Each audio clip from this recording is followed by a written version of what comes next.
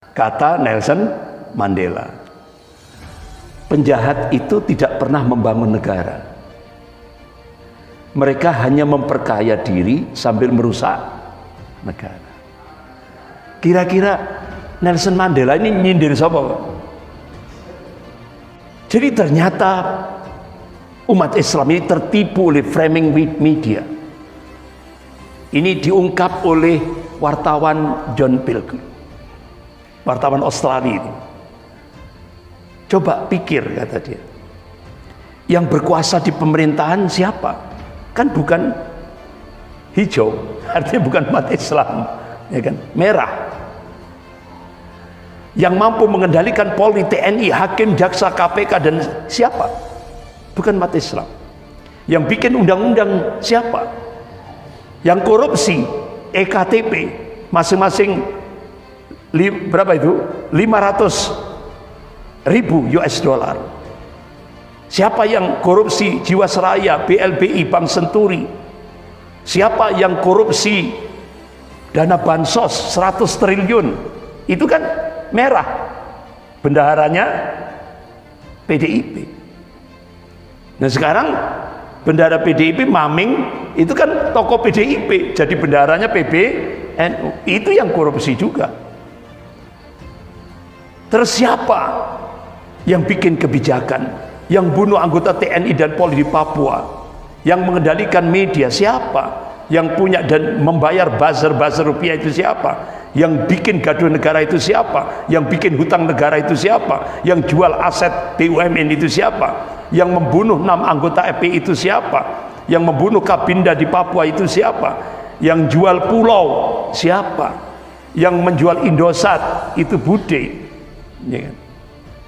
Yang sering menghina menista agama Islam itu siapa, yang mengizinkan masuknya tenaga kerja asing Cina itu siapa.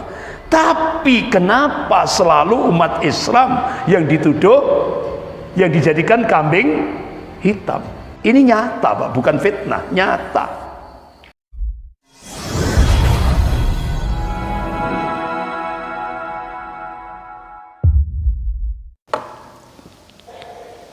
Innal hamdalillah nahmaduhu wa nasta'inuhu wa nastaghfiruh wa na'udzu billahi min syururi anfusina wa min sayyiati a'malina.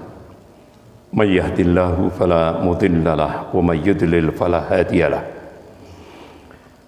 Asyhadu an la ilaha illallah wahdahu la syarika lahu wa asyhadu anna Muhammadan abduhu wa rasuluh. Ya ayyuhalladzina amanu taqullaha haqqa tuqatih wa la tamutunna illa wa antum muslimun. Ya ayyuhan nasu taqu rabbakumul ladzi khalaqakum min nafsin wahidah wa khalaqa minha zawjaha wa batha minhuma rijalan katsiran wa nisaa'a wattaqullaha alladzi tas'aluna bihi wal arham innallaha kana 'alaikum raqiba. Ya ayyuhalladzina amanu taqullaha wa qulu qawlan sadida yuslih lakum a'malakum wa yaghfir lakum dhunubakum wa may yuti'illaha wa rasulahu faqad faza fawzan 'azima. Amma ba'd. Fa inna asdaqal hadis kitabullah wa khairul hadi hadi Muhammadin sallallahu alaihi wasallam wa syarrul umur muhdatsatuha wa kullu muhdatsatin bid'ah wa kullu bid'atin dhalalah wa kullu dhalalatin finnar. Ma'asyiral muslimin rahimakumullah, Bapak-bapak, ibu-ibu yang dimuliakan Allah Subhanahu wa taala. Rasulullah sallallahu alaihi wasallam 1444 tahun yang lalu memberikan kabar kepada umatnya. Qala Rasulullah sallallahu alaihi wasallam, sayati 'alan nas sanawatun khada'atun yusaddiqu fiha al-kadhib wa yukadzibu fiha as-sadiq wa yu'tamanu fiha al-kha'inu wa yukhafanu fiha amin wa yantiqu fiha al-arwaibidah. Qila wa ma ar-raibidah? Qala ar-rajul at-tafihi fi amril ammah, rawahu al-Hakim. Akan datang kepada manusia, kata Rasulullah, tahun-tahun yang penuh tipu daya, tahun-tahun yang penuh penipuan. Apa kalau di Indonesia zaman hoax? Ya. Kata Rasulullah, saat itu pendusta, artinya pembohong, itu dipercaya. Bapak-bapak, ibu-ibu, sampai di medsos itu kalangan netizen, Pak Mukidi itu 60 lebih bohong gitu ya, berbohong, ya kan? Itu biasa-biasa saja, dianggap biasa-biasa saja. Jadi pendusta, pembohong itu dipercaya. Kata Rasulullah seperti itu. Ada masanya. Dan di Indonesia sudah terjadi. Orang yang jujur didustakan. Artinya yang hak dikatakan batil, yang batil dikatakan hak. Ini di Indonesia sudah terjadi. Ini tahun-tahun yang penuh penipuan, kata Rasulullah. Hoax kalau bahasa di Indonesia ini. Pengkhianat itu diberi kedudukan, diberi jabatan. Coba bapak-bapak, ibu-ibu kan sudah pernah saya sampaikan, ya kan? Jadi kalau kepingin dapat jabatan di Indonesia harus gila dulu, ya kan? Karena apa? Ini zaman edan, nek ora edan, ora keduman. Ya dulu kan sudah pernah saya tayangkan slide-nya. Profesor Yudian Wahyudi, Rektor UIN Sunan Kalijogo Jogja. Supaya dapat jabatan, dia bikin sensasi. Mahasiswanya program doktoral S3, ya kan? Mengambil disertasi doktor judulnya Zina Halal. Ya Bapak, selama ini kita mulai kecil yang namanya zina itu haram. Ini diluluskan komlot, nilai terbaik. Judul tesisnya zina halal. Akhirnya itu jadi perdebatan tokoh-tokoh ulama nasional. Dari mana? Literaturnya dari mana? Kitab yang dijadikan rujukan mana? Ternyata kitab Milkul Yamin yang ditulis oleh Muhammad Syahrur. Nah, orang Timur Tengah itu tidak ada yang namanya bejo itu, Pak. Tidak ada. Mesti orang Jawa kan? Nah, ini. Orang Timur Tengah itu saele-ele mesti nama depannya Muhammad. Nah, itu. Ini Muhammad Syahrur. Ini. Ternyata Syekh Muhammad Nasiruddin Albani rahimahullah membongkar siapa Muhammad Syahrur. Ternyata dia ini tokoh komunis di Timur Tengah. Ideologinya komunis. Ya. Nah akhirnya Pak Mukidi tertarik pada Profesor Yudian Wahyudi. Oh ini pas ini untukku. Akhirnya diangkatlah di Istana Negara Profesor Yudian Wahyudi sebagai Ketua Dewan Pembinaan Ideologi Pancasila, Ketua BPIP. Selesai dilantik, apa statementnya Profesor Yudian Wahyudi? Agama musuh terbesar Pancasila.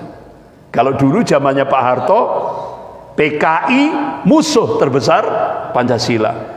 Nah, sejak Mukidi 2014, agama musuh terbesar Pancasila. Kalau dulu zaman Pak Harto penista agama langsung dijebloskan penjara. Sekarang start 2014 penista agama dilindungi oleh negara, digaji oleh negara. Berapa gajinya, Pak? Itu Dr. Rizal Ramli membongkar. Start 2014 negara telah mengeluarkan untuk menggaji buzzer-buzzer ini, penista-penista agama, grupnya Adi Armando, Abu Janda, Denny Siregar, Eko Kontadi, Ruhut Sitompul dan sebagainya itu sudah negara mengeluarkan anggaran untuk menggaji penista agama ini sampai hari ini 1,29 triliun. Itu duit pajaknya umat Islam se-Indonesia digunakan untuk gaji penista-penista agama. Start 2014 sampai Kiai Ma'ruf Amin waktu itu, Kiai Ma'ruf Amin waktu itu masih jadi ketua Majelis Ulama Indonesia Pusat, ya kan? Nulis surat resmi ke Bareskrim Mabes Polri, segera tangkap Ade Armando, karena di akun Twitternya sudah melecehkan Allah, melecehkan Rasulullah, melecehkan Al-Quran, melecehkan Islam, melecehkan ulama. Bahkan sampai Ade Armando minta kepada pemerintah agar haji dan umroh di stop karena itu pemborosan. Akhirnya pemerintah menstop haji dan umroh, akhirnya dialihkan untuk bangun infrastruktur.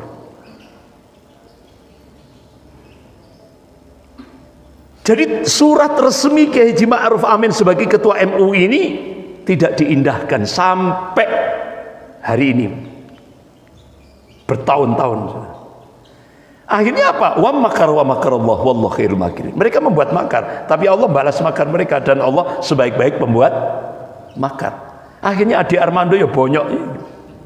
Itu 5 menit polisi tidak datang, mati itu, Pak. Sampai gagal otak. Ya. Sampai gagal otak.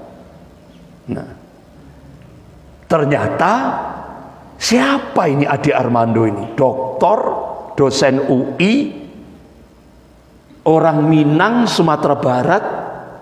Nah, kalau orang Minang, Sumatera Barat itu kan Islamnya kental. Ternyata Pak Dahlan Iskan, mantan menteri itu, ya kan, BUMN ya, Pak Dahlan Iskan, Jawa Pos, membongkar ternyata bapaknya Dr. Ade Armando ini tokoh PKI Sumatera Barat.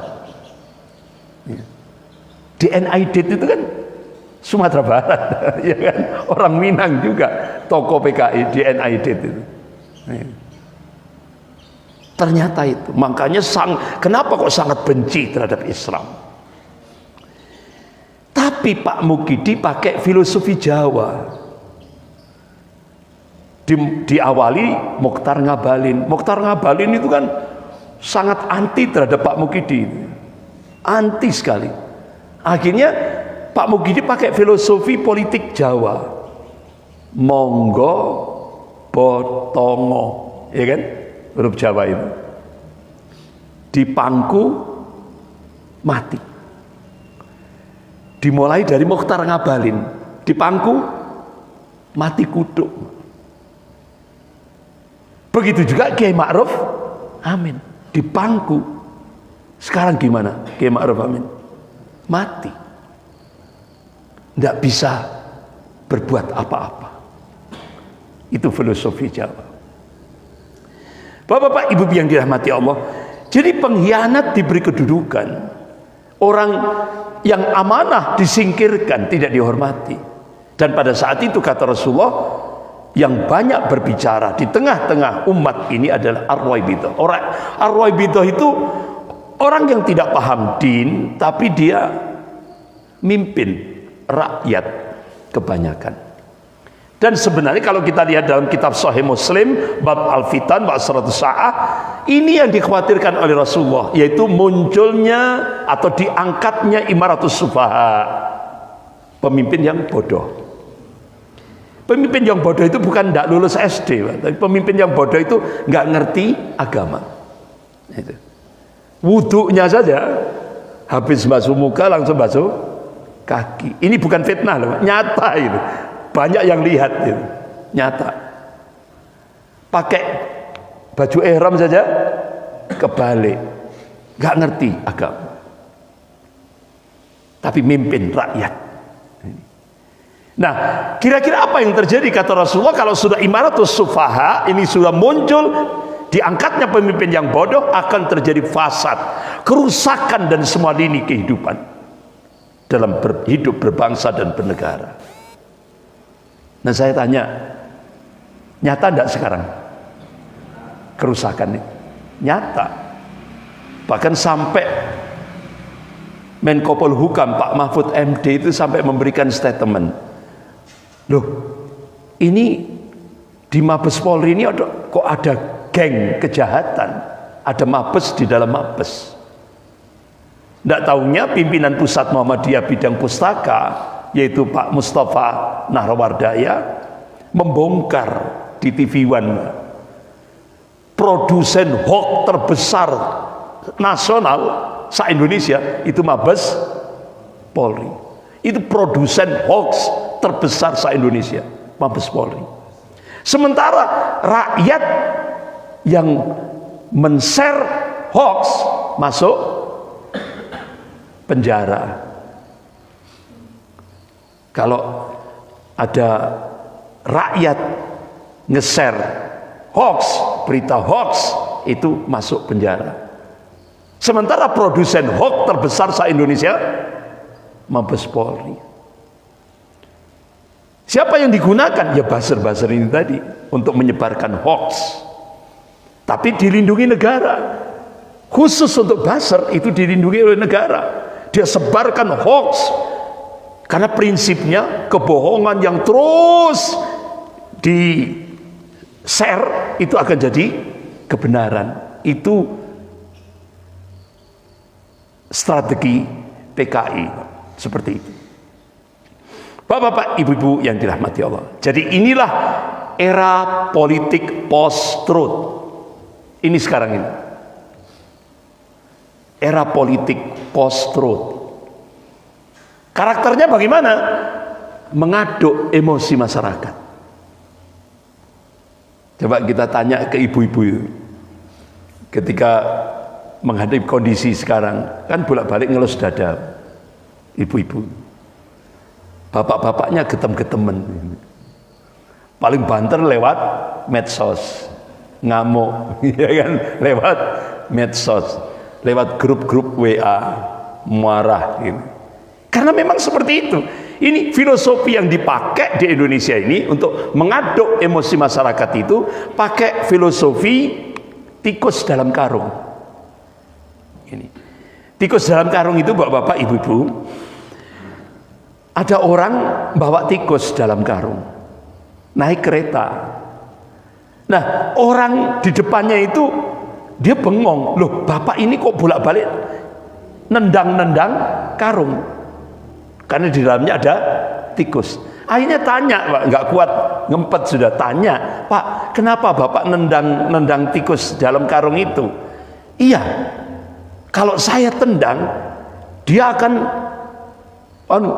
menggeliat ke sana kemari, tidak konsentrasi. Kalau nggak saya tendang, tikus itu akan gigit karung itu dan otomatis akan keluar. Nah itu. Nah, filosofi tikus dalam karung itu dipakai di Indonesia. Jadi umat Islam itu harus digoncang. Karena apa? Kalau umat Islam itu tidak diaduk, digoncang, diadu domba, itu umat Islam di Indonesia itu fokus amar ma'ruf nahi mungkar, dan itu tidak bisa membuat nyenyak ya kekuasaan. Gak bisa turu, Pak, umat Islam itu menegakkan amar ma'ruf nahi mungkar, gak bisa tidur. Nah, itu. Mengabaikan data dan fakta, yaitu era hoax ini, Pak, era politik post-truth. Memviralkan berita yang tidak jelas kebenarannya. Dari Mabes Polri disebarkan hoax, ya kan? Karena produsen hoax terbesar. Nah, itu. Kemudian menggabungkan gerakan populer dengan teori konspirasi. Ya. Jadi ini strategi untuk memecah belah kaum muslimin, lebih khusus di Indonesia. Kemudian menggaungkan narasi buatan terhadap kejadian tertentu. Ya. Dan membangun opini dengan mengindahkan kebenaran fakta yang menguntungkan satu pihak. Contoh, Pak, stigma radikal. Ini. Kan tiap hari BNPT itu radikal, teroris, radikal, teroris, gitu kan. Nggak taunya yang teroris, yang radikal, Mabes Polri. Jadi mereka menggunakan media untuk menyebarkan itu. Ini karakter politik post-truth berkembang di Indonesia. Bagaimana realitas empirisnya? Ini dibangun oleh sebuah teori, namanya teori setan, namanya teori evolusi, Darwinisme, Darwin. Bapak-bapak, ibu-ibu dulu waktu SMP, SMA diajari sama guru-guru teori Darwin. Manusia berasal dari kera. Itu bukan rahasia lagi, Pak. Dulu itu kita diajari seperti itu. Manusia berasal dari kera. Padahal agama kita diingatkan oleh Allah dalam surah At-Tin, a'udzubillahi minasyaitonir rajim, laqad khalaqnal insana fi ahsani taqwim. Sungguh aku menciptakan manusia ini dengan bentuk yang sebaik-baiknya, the best, kata Allah. Sementara Darwin, tokoh Zionis Yahudi, menyatakan manusia itu binatang. Tujuannya apa? Kalau teori manusia, teori evolusi itu agar yang namanya darah atau pembunuhan itu sesuatu yang biasa. Kenapa? Dia meyakini manusia itu hewan. Dikembangkan oleh 3 tokoh dunia, yaitu Karl Marx yang pencipta ideologi komunis, Sigmund Freud, dan Emil Durkheim. Jadi dia membangun teorinya ini bahwa manusia itu hewan.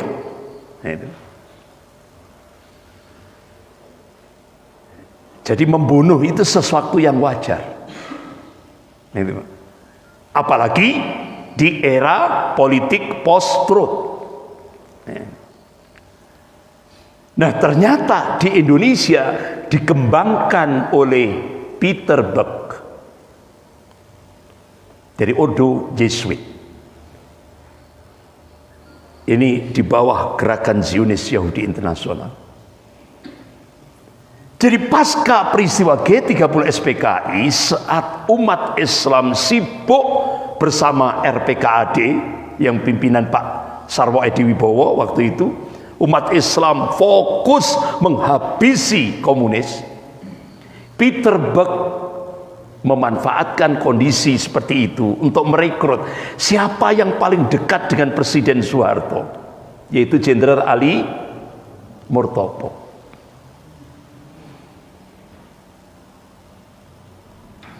Akhirnya Peter Buck memberi janji, dan ini diungkap oleh wartawan majalah Tempo tahun 1971. Saya punya datanya. Pak Jenderal Ali Murtopo, kalau Anda ingin jadi RI 1 setelah Presiden Soeharto, syaratnya cuma satu: habisi umat Islam. Habisi umat Islam. Akhirnya Jenderal Ali Murtopo langsung mengangkat Jenderal Elbi Murdani menjadi korlapnya, koordinator lapangannya. Mulailah dibuat rekayasa intelijen untuk menjebak umat Islam di Indonesia. Dan ini ditulis oleh Dr. Muhammad Busro Muqaddas, pimpinan pusat Muhammadiyah, ketua KPK, Pak Muhammad Busro Muqaddas. Saya dapat kiriman satu, Pak, tebelnya sekian, disertasi doktor, rinci sekali mengungkap ini, rinci sekali. Disertasi doktor dibedah di Universitas Muhammadiyah Surakarta. Saya dapat kiriman ini, tebalnya sekian, rinci sekali. Jadi ternyata Jenderal Ali Murtopo langsung start pertama tahun 1970 merekrut Nur Hasan Ubaidah Kediri, diangkat jadi imamnya Islam Jamaah, berubah jadi Darul Hadis, berubah jadi Lemkari, nah sekarang berubah jadi LDII. Tujuannya apa? Untuk menghancurkan Islam dari dalam. Ini Pak, untuk menghancurkan Islam dari dalam. Makanya LDII itu sampai sekarang kan pakai sistem mangkul. Itu kesesatannya di situ, sistem mangkul. Dan yang kedua, dia mengkafirkan orang yang di luar jamaahnya. Jadi jangan sampai Pak, kalau Bapak ngimami orang LDII nggak sah salatnya. Karena dianggap Bapak itu kafir, najis. Nah kalau umpama Bapak sholat di masjidnya LDI, pasti Bapak pulang dipel, karena dianggap najis. Itu kesesatan untuk menghancurkan Islam dari dalam. Yang kedua, Jenderal Ali Murtopo mengangkat Adah Jailani untuk menghancurkan NII asli. Dibuatlah NII palsu, termasuk pimpinan pondok pesantren yang di Indramayu itu, Zaitun, ya, Panji Gumilang. Nah, itu. Jadi itu. Kemudian tahun 76 sampai 81 Jenderal Ali Murtopo membangun Komji, Komando Jihad, seluruh Jawa sampai Jawa Timur. Jawa Timur yang paling banyak. Makanya ketika saya diundang tablik akbar di Takran, Magetan, tempatnya Pak Dahlan Iskan, Takran, Magetan, itu banyak orang-orang Komji. Ya Allah, berapa ribu umat Islam yang dibunuh oleh Jenderal Ali Murtopo lewat korlapnya Jenderal LP Murdani. Ribuan yang dibunuh. Kemudian Warman. Jadi sebenarnya kasus namanya itu Jamaah Imron, Pak. Jamaah Imron tahun 81. Sebenarnya namanya bukan Imron, nama aslinya itu Amran. Direkrut oleh Jenderal Murtopo untuk disekolahkan di Libya untuk menguasai ilmu teroris.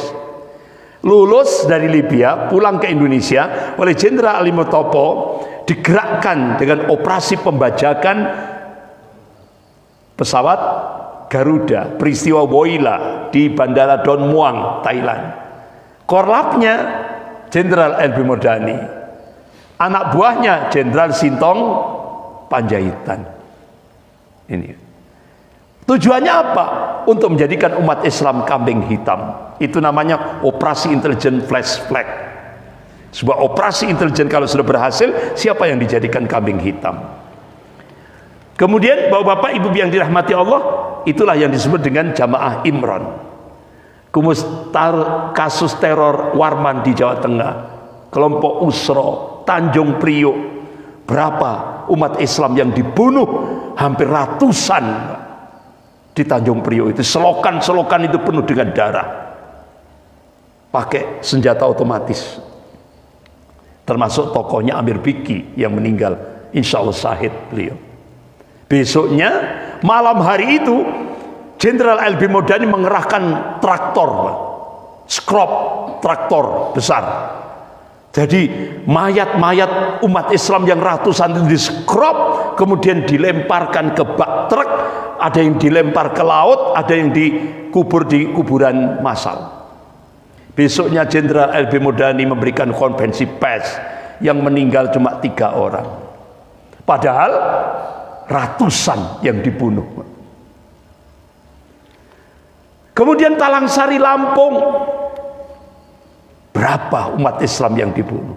Kemudian Dom Aceh, kurang lebih 5.000 umat Islam yang dibantai. Ngeri Pak, ngeri.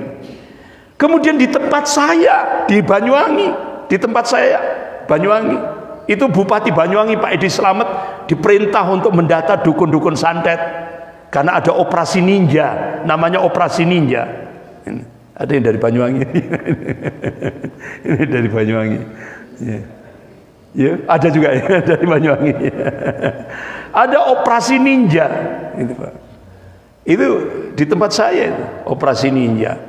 Nggak taunya yang dibunuh kiai, ulama, bukan dukun santet. 253 ulama dibunuh.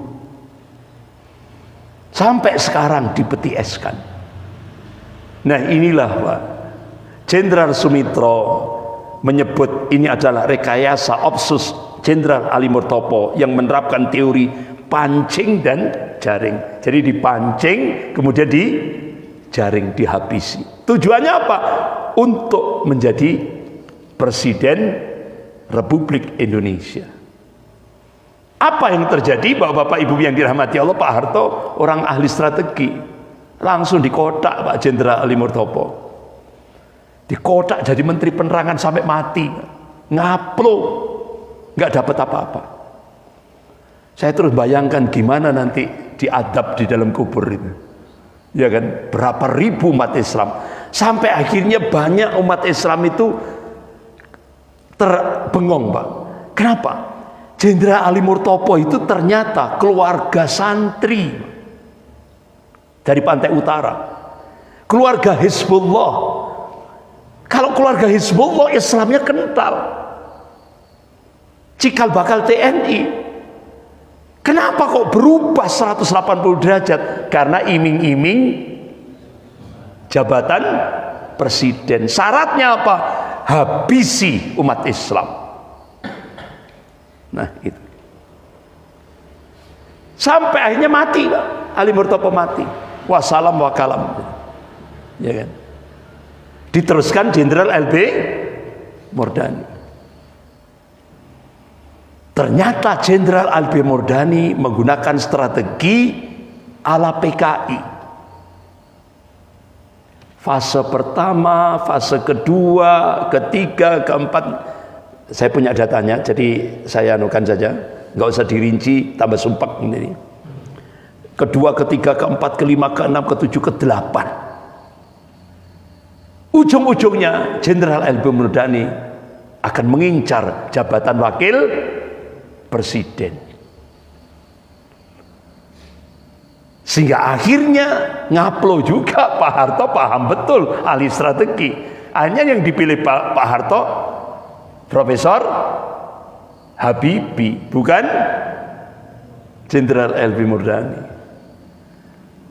Sehingga akhirnya dibuatlah peristiwa Mei 98. Diaduk, digoncang Jakarta. Mei 98, chaos. Akhirnya Jenderal Sintong Panjaitan ya, ditanya oleh wartawan. Ini Pak, ditanya oleh wartawan. Ini Pak, wawancara dengan wartawan Jenderal Sintong Panjaitan. Waktu itu, waktu kejadian itu Jenderal Wiranto lari ke Singosari. Pak Wiranto lari ke Singosari, ke divisi Kostrad, lari di Singosari. Yang dijadikan fitnah Prabowo. Akhirnya Jenderal Sintong Panjaitan ditanya, kan yang difitnah Prabowo, apakah Prabowo bisa menggerakkan peristiwa Mei 98? Nggak bisa. Prabowo waktu itu jadi Pangkostrat. Yang bisa menggerakkan peristiwa Mei 98 itu yang menguasai angkatan darat, angkatan udara, angkatan laut, kepolisian adalah Jenderal LB Murdani. Tapi yang difitnah Prabowo. Maling teriak maling. Akhirnya Prabowo ngungsi ke Yordan. Ngilang Pak. Dijadikan kambing hitam. Nah bapak-bapak ibu yang dirahmati Allah, akhirnya kullu nafsin dha'iqatul maut, setiap yang hidup pasti mati. Akhirnya mati semua ini Pak. Peter Buck mati, Ali Murtopo mati, ngaplo lah nih, ya kan? LB Murdani mati juga, mati. Ya. Nah sekarang yang meneruskan siapa? Hendro Priyono dan Luhut Bincar sampai hari ini. Yang meneruskan model itu tadi, teori Darwin, itu adalah Hendro Priyono dan Luhut Binsar Panjaitan. Kalau Hendro Priyono itu masuk di invisible hand, artinya kekuatan tersembunyi, tidak terlihat di balik layar. Sementara siapa namanya, Luhut Binsar Panjaitan masuk di permukaan, the real presiden yang sesungguhnya. Makanya sampai netizen itu bikin gambar menteri ini Luhut, menteri sosial Luhut, menteri ini Luhut, sampai ngurusi haji Luhut, kabeh Luhut kabeh. Ya kan, sampai dibuat seperti itu. Lalu terus menteri-menteri yang lainnya mana? Itu. Nah itu. Sampai ngurusi haji Luhut, ngurusi minyak Luhut. Padahal ada menteri perdagangan, ya kan? Loh, semua Luhut. Nah, Bapak-bapak, Ibu yang dirahmati Allah, inilah blueprint Zionis Yahudi untuk menguasai dunia, terutama Indonesia. 9 strateginya untuk menghancurkan Indonesia. Ini sudah pernah saya bahas, nggak perlu saya ulang. Ya, nggak perlu saya ulang. Nah, Qala Nelson Mandela, ya, kata Nelson Mandela, penjahat itu tidak pernah membangun negara. Mereka hanya memperkaya diri sambil merusak negara. Kira-kira Nelson Mandela ini nyindir siapa, Pak? Nyindir siapa? Nyindir siapa? Ya itu sebelah. Jadi Nelson Mandela ini nyindir. Jadi penjahat itu tidak pernah membangun negara. Mereka hanya memperkaya diri sambil merusak negara. Ini nyata, Pak, bukan fitnah, nyata. Bapak-bapak, Ibu yang dirahmati Allah. Jadi akhirnya sekarang Indonesia dicengkeram oleh oligarki Cina. Makanya seringkali Bapak Dr. Rizal Ramli itu memberikan statement, siapa calon pemimpin Indonesia 2024 itu sudah di kantongnya oligarki. Kita skors dulu adzan Isya. Monggo silakan.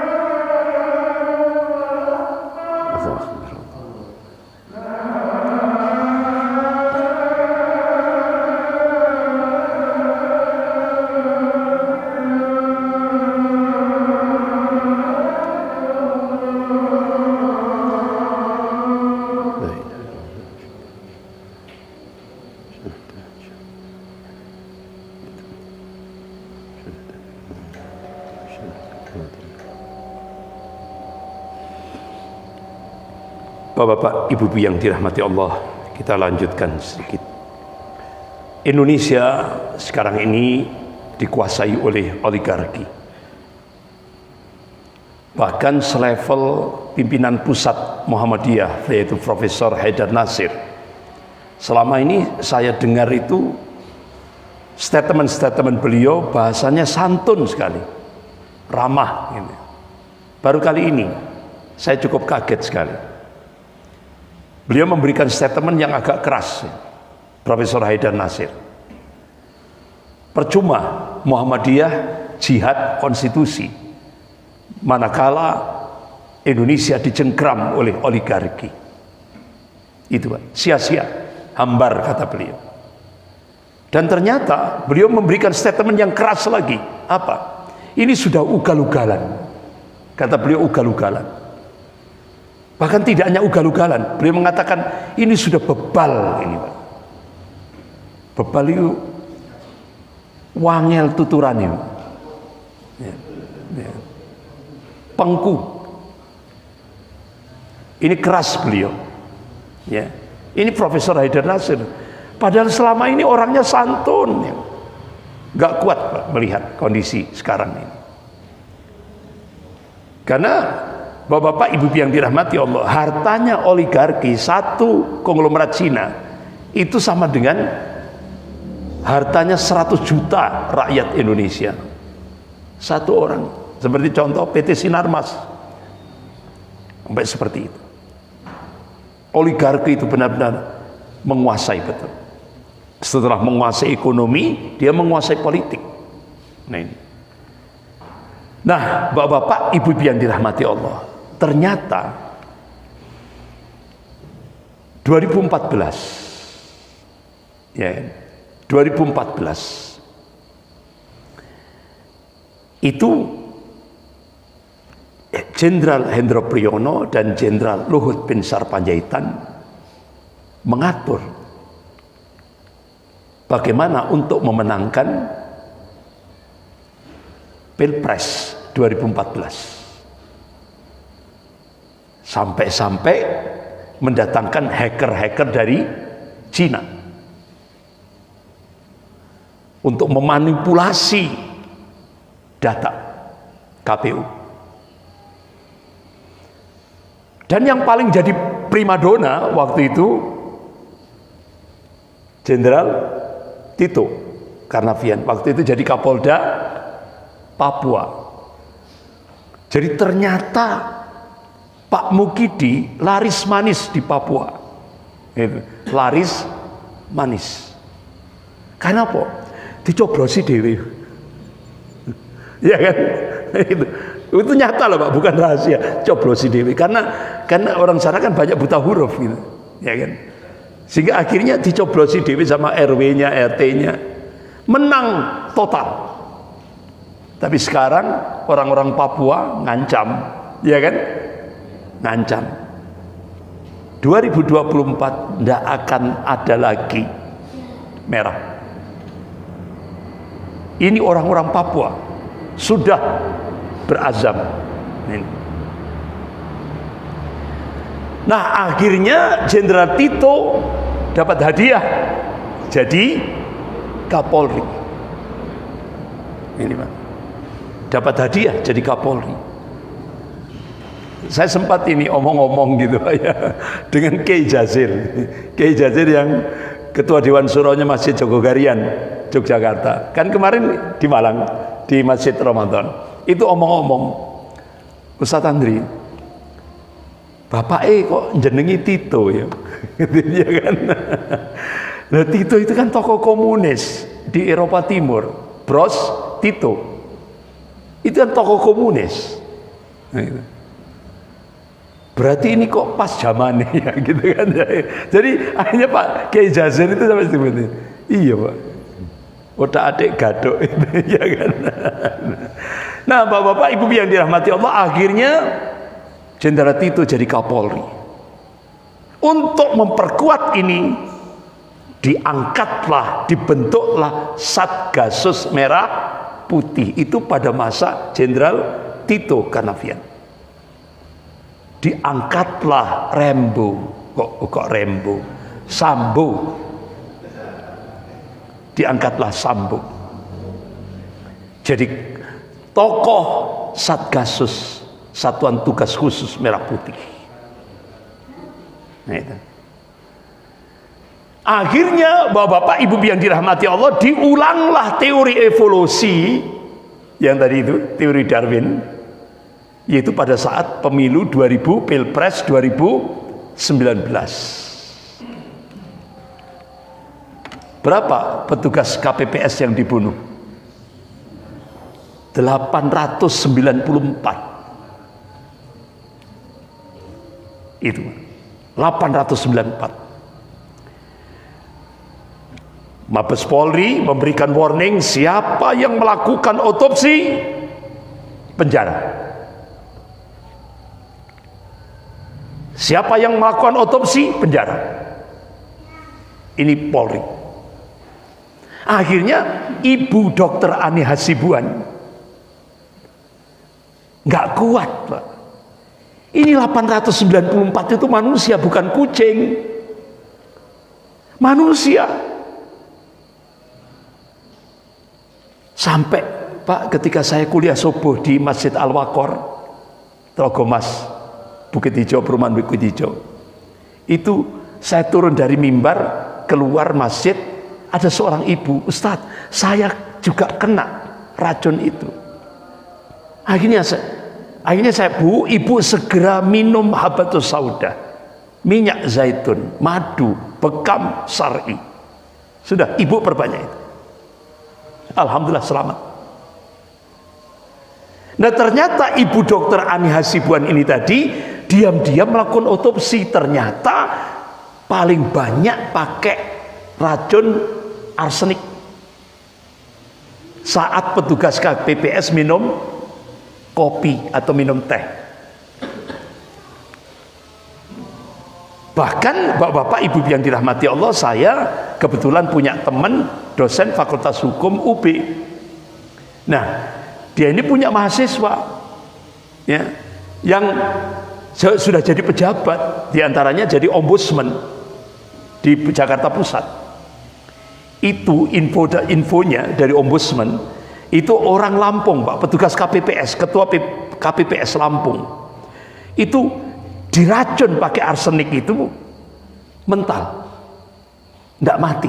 Alhamdulillah masih diselamatkan oleh Allah. Akhirnya disogok pakai fulus, tidak mau. Berita terakhir ditembak, mati. Informasi dari ombudsman lagi, dari mahasiswa-mahasiswa yang sudah jadi pejabat ombudsman, ya dari dosen UB, dulu pernah lulusan dari Fakultas Hukum UB, itu menyampaikan, ini ada yang sudah terkena racun itu, dia berusaha untuk hidup, dia mau terbang ke Kuala Lumpur, di rumah sakit Kuala Lumpur. Begitu nyampe Bandara Soekarno-Hatta, ketahuan polisi, langsung disuruh pulang, mati di jalan. Tidak boleh berobat ke ini tuh, Pak. Jahat sekali. Ini pakai teori evolusi Darwinisme. Akhirnya Bude masih kenal? Bude, ya. Ditanya sama wartawan, Bu, Pilpres 2019 kemarin itu yang mati 894 petugas KPP. Oh, itu biasa. Astagfirullah.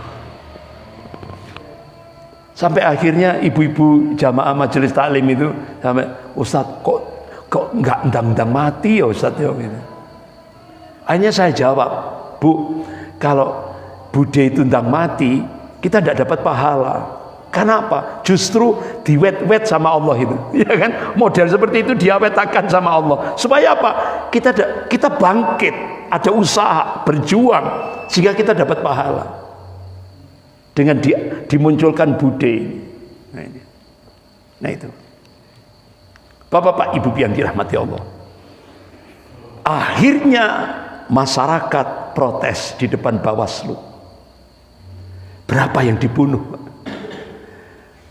Berapa yang dihilangkan sampai sekarang? Hilang ratusan. Berapa yang dibunuh? Sampai videonya itu viral di medsos. Harun al-Rashid, anak SMP, itu dibantai 10 brimob, Pak. Itu videonya jadi viral. Tapi akhirnya Mabes Polri menyatakan, oh itu polisi Thailand. Akhirnya komandan polisi Thailand marah kepada Polri. Mana buktinya? Ternyata diralat lagi. Oh ya, itu brimob yang membantai anak SMP Harun al-Rashid. Anak SMP digebuki 10 brimob, Pak. Sampai akhirnya beberapa relawan itu menemukan jenazahnya itu di selokan Comberan. Begitu diangkat kepalanya Harun al-Rashid ini sudah lunak semua. Artinya apa? Tempurungnya sudah hancur. Bayangkan 10 brimob itu, Pak, pakai popor senjata, pakai pentungan, balok kayu, pakai tendangan, dijejak semua. Anak SMP Harun al-Rashid, masih mungil anaknya. Pertanyaannya, apakah 10 brimob itu diadili? Tidak. Karena ini dibangun atas teori evolusi. Manusia itu binatang, jadi tidak apa-apa membunuh. Tapi pertanyaannya, di mana Pancasila sebagai dasar negara kemanusiaan yang adil dan beradab? Di mana? Ini ternyata Satgasus. Ngeri, Pak, ngeri. Belum yang hilang sampai hari ini ratusan, belum diketemukan. Berapa yang dibunuh di depan Bawaslu? Padahal undang-undangnya rakyat itu boleh menyampaikan pendapat di muka umum, dilindungi oleh negara. Ini enggak, dibantai oleh Satgasus. Belum lagi ini buzzer, lewat buzzer itu untuk menyebarkan hoax yang tadi sudah saya sampaikan. Jadi ternyata umat Islam ini tertipu oleh framing media. Ini diungkap oleh wartawan John Pilger, wartawan Australia ini. Coba pikir, kata dia, yang berkuasa di pemerintahan siapa? Kan bukan hijau, artinya bukan umat Islam, ya kan? Merah. Yang mampu mengendalikan Polri, TNI, hakim, jaksa, KPK dan siapa? Bukan umat Islam. Yang bikin undang-undang siapa? Yang korupsi, EKTP, masing-masing berapa itu? 500.000 US dollar. Siapa yang korupsi Jiwasraya, BLBI, Bank Senturi? Siapa yang korupsi dana bansos 100 triliun?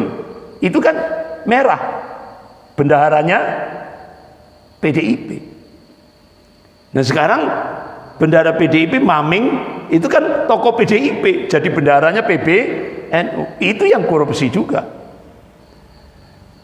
Terus siapa yang bikin kebijakan, yang bunuh anggota TNI dan Polri di Papua, yang mengendalikan media siapa, yang punya dan membayar buzzer rupiah itu siapa, yang bikin gaduh negara itu siapa, yang bikin hutang negara itu siapa, yang jual aset BUMN itu siapa, yang membunuh 6 anggota FPI itu siapa, yang membunuh Kabinda di Papua itu siapa, yang jual pulau siapa, yang menjual Indosat itu Bude, ya kan? Yang sering menghina menista agama Islam itu siapa, yang mengizinkan masuknya tenaga kerja asing Cina itu siapa. Tapi kenapa selalu umat Islam yang dituduh, yang dijadikan kambing hitam? Kenapa kok umat Islam? Jadi ini framing media. Sehingga akhirnya sekarang, Pak, ini sampai ada sebuah ungkapan, di negara yang normal, yang beradab, itu penjara itu diperuntukkan kriminal. Nah sekarang enggak loh di Indonesia, Pak. Penjara itu banyak dipenuhi ulama, ustadz. Sekarang Kalau dulu zaman Pak Harto, penjara banyak dipenuhi oleh PKI, ya kan, kriminal, narkoba dan sebagainya dan sebagainya. Sekarang enggak.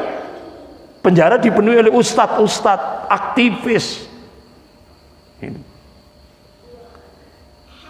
Jadi ini berarti negara rusak, bahkan abnormal, ya kan? Nah ini